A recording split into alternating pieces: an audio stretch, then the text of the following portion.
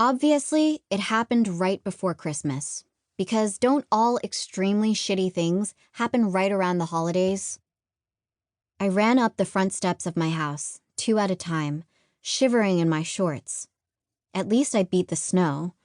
I thought I had no chance when Coach Murphy hit minute 30 of the speech she always gives on the last volleyball practice before winter break. It was her attempt to pound into our brains that loading up on sugar, sleeping until 10, and zoning out on Netflix for the next 2 weeks did nothing for our volleyball game. Since those were the only 3 activities on my agenda, I spent the whole speech deciding what I would watch first, and whether I'd start with peppermint bark or gingerbread cookies. I was about to put my key in the door when I heard the unmistakable sound of adult voices half laughing and half singing, off-key, the lyrics to Deck the Halls.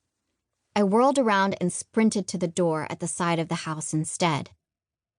Don't get me wrong, I loved Mom and Will's annual Christmas Carol sing-along, but I preferred to make my appearance a little later in the night, after the adults were sufficiently liquored up.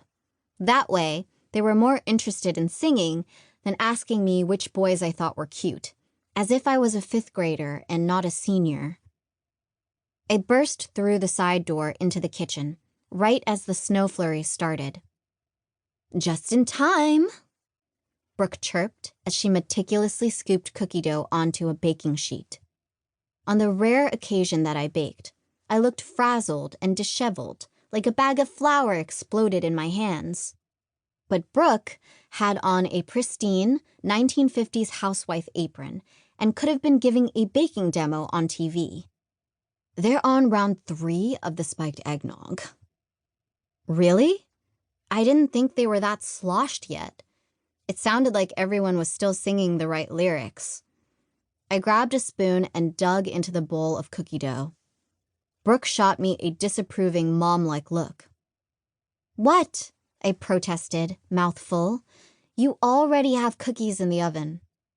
How many do Mom's friends need?" "That all depends on how much eggnog they go through." She slid the bowl away from me. "And I want to save some for tomorrow. Brain power while I study." "Study? For what? You don't have to go back for 2 weeks." "I don't like going into a new semester blindly. And my critical reasoning professor is infamous. If I want to get any of the good internships at the DA's office, I need to impress him. I want to at least flip through a few chapters." I gasped with faux horror. "And you're waiting until tomorrow?" She ignored me and returned to scooping perfectly rounded cookies. I knew I was pushing my luck, but the little sister in me had to go back for one more spoonful. Plus, it wasn't hard for me to reach across Brooke. I tower over her and Mom by at least 5 inches. Brooke got Mom's height, or lack thereof. I got Mom's Italian olive skin, and we both got her bright green eyes.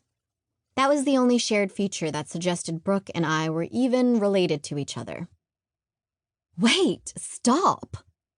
She shot her arm across me, but didn't yank the spoon out of my hand. And she was grinning. "Listen." We were on the opposite side of the house from Mom's party, but I heard it now too. Those were definitely the opening notes booming from the living room piano. "Here we go." I grinned back at her. Every year, the same thing happened at the sing-along without fail.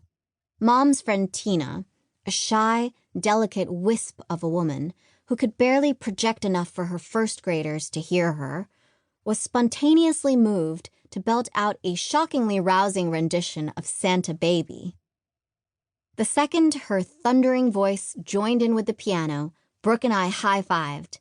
We considered her performance to be the official kickoff of Christmas. I grabbed my phone to text Nina that she better get over here before she missed everything, but my phone buzzed with a text from her first. "Nina, you might as well forfeit now because the card I got today is unbeatable." My fierce competitive side flared up. I grabbed Brooke's arm. "Do you know if Mom got the mail yet today?"